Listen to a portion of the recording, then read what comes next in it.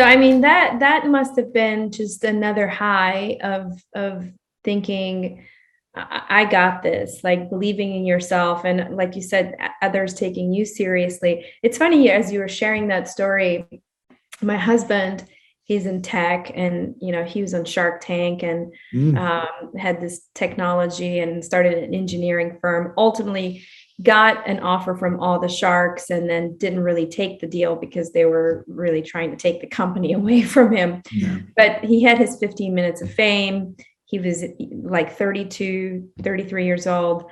And then he went out and raised capital on his own to start the company. I tell that story because one of the things that he would complain about the most is that people didn't take him seriously until he was able to get on Shark Tank and really give his performance, right?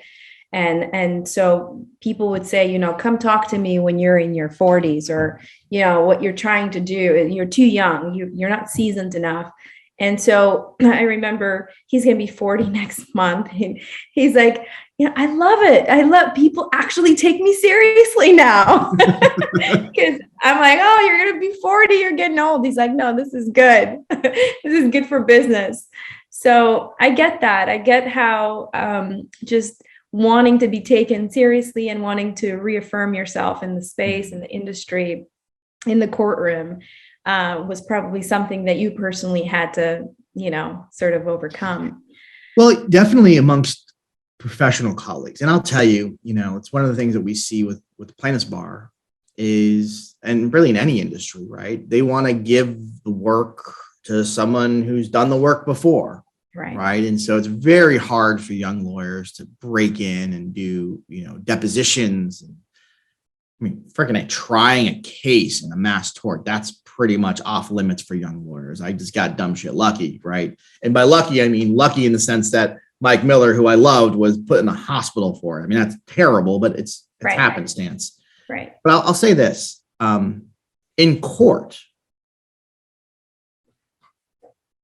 being younger, I actually have used to my advantage considerably.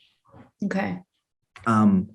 With the court, with the judge, you're going to get over the you're a young lawyer issue very quickly, because they'll say, oh, you're really smart and you're very honest. And in every trial I ever do, or in any court proceeding, invariably the dynamics of the courtroom always turn into the same. The court looks to me for the truth, right? So the defendants are this, or this happened, or factually this, and then very often the judge will be like, well, Mr. Wisner, is that correct? Is that what the record says?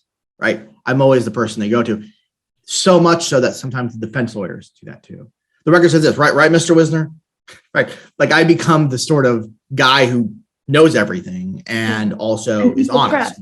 Yeah, exactly. Right. And so that happens very quickly, because the simple fact is I read everything and I have a near photographic memory, but not photographic, but pretty damn good memory. And I just lock it all in there and throw it out as needed. So it helps, right? But in front of a jury, I shave, right? I look very baby-faced, and I look as young. I try to keep the number of lawyers at my table to 1 or 2 at most. Right. I don't want the jury to see anything but David and Goliath. That's all they need to see.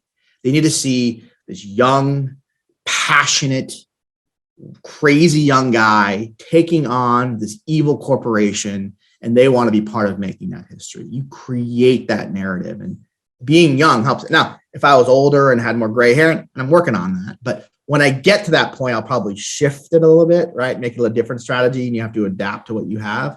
But I think using your youth in court is actually something that young lawyers can do very effectively.